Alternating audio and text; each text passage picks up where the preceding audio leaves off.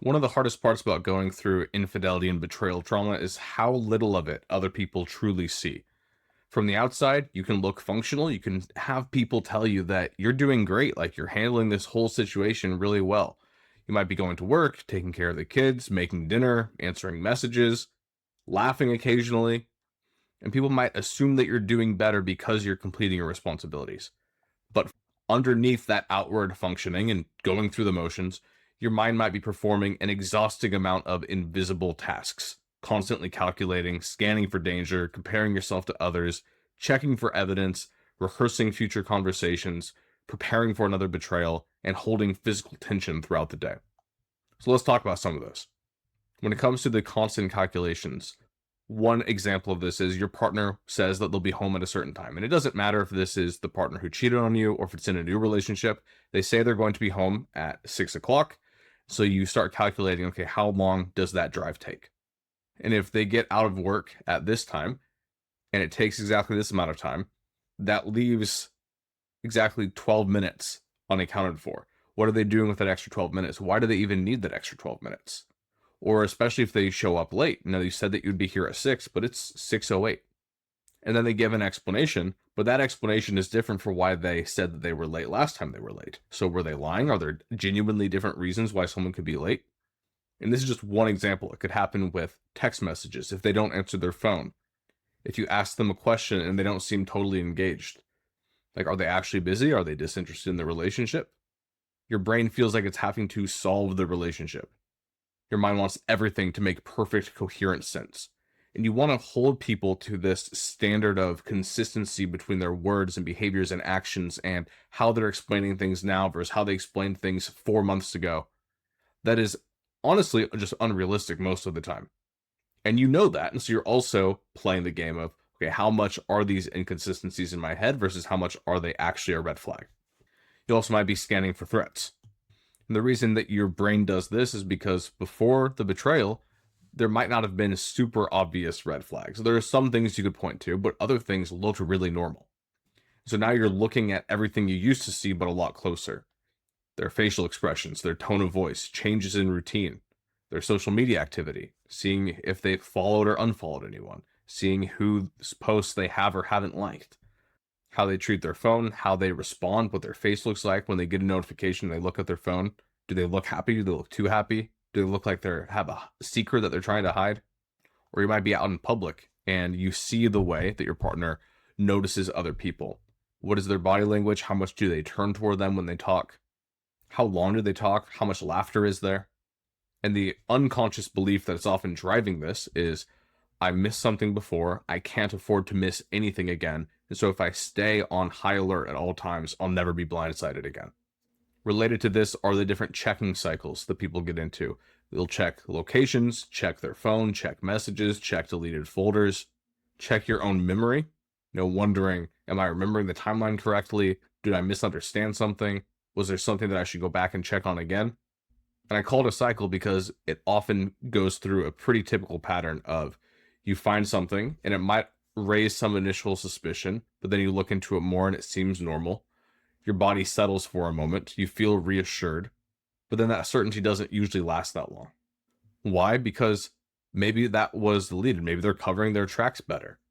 And again, it could be the same person and you think maybe they got better at deceiving me, or it could be a new person. You're like, well, what if I don't understand their patterns yet?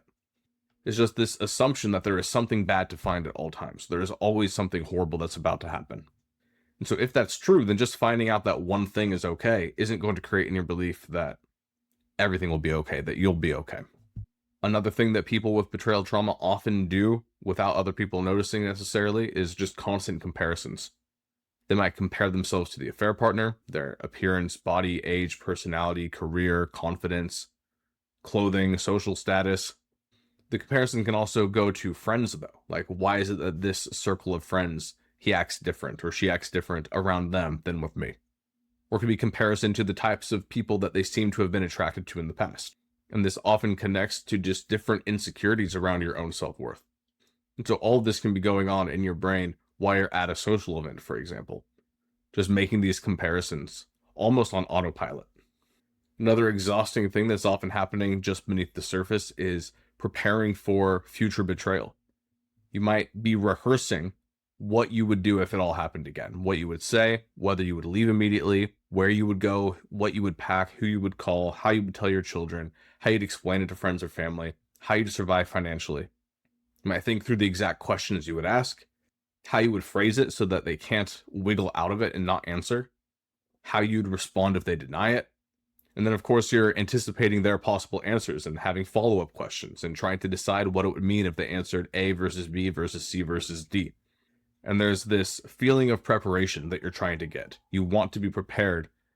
And so it thinks that if you just run through all the different scenarios, then that equals being prepared. But it's also creating this inevitable feeling like this is going to happen. It's not a question of if, it's when. So we have to be prepared for it. And then because this is a genuinely traumatic experience, there's a physical dynamic to it as well. Like your body can be holding on to a lot of tension, whether it's raised shoulders, tight jaw, shallow breathing, this tightness in your chest, stomach discomfort, headaches, muscle tension, poor sleep, waking up with a new urge to check their phone in the middle of the night. And part of what can happen is that your brain is learning to associate pain with relaxing because it feels dangerous to lower your guard. It feels risky to be vulnerable and to trust. And so it's just this constant on edge feeling.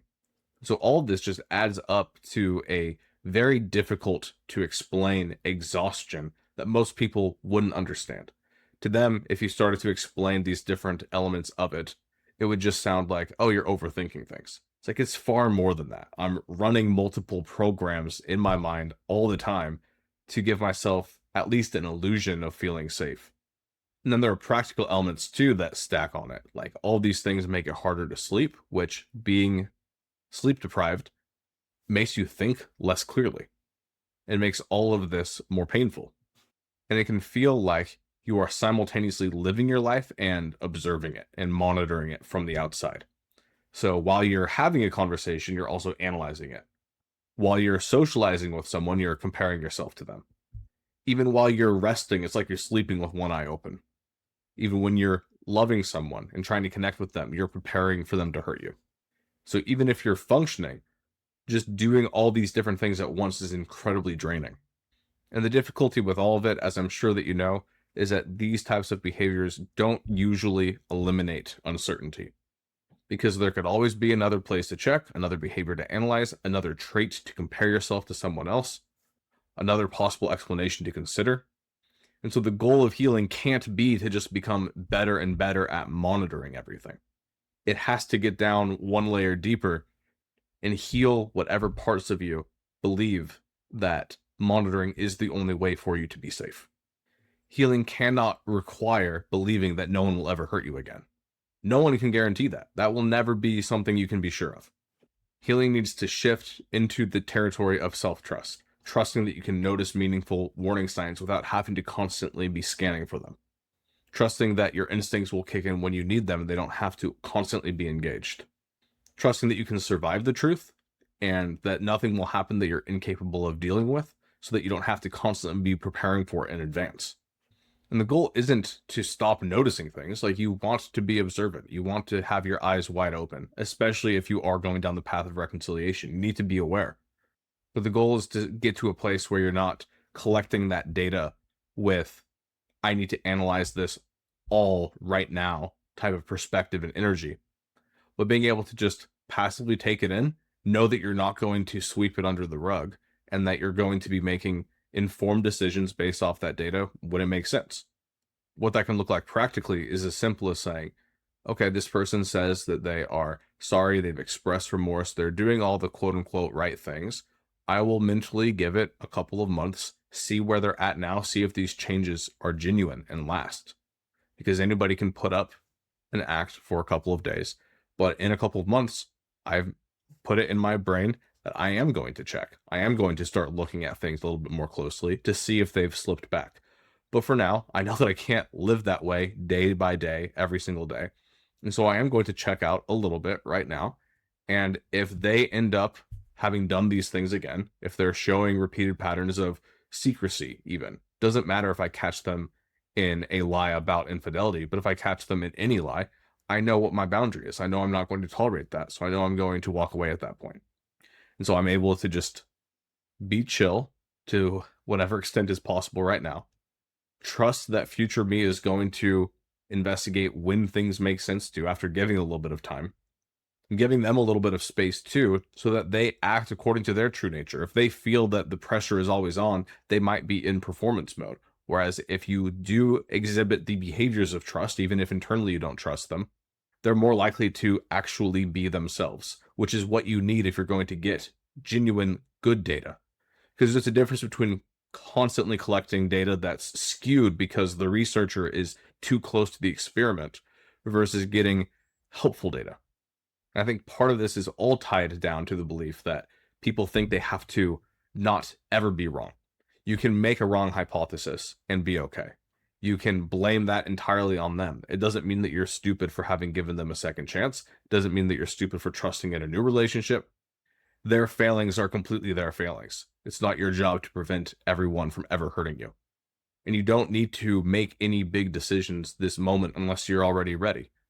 But if you're not ready, you're able to passively collect more information, let more time pass, and make a decision when you're actually ready. You don't have to be pressured into saying, I need all of it right now.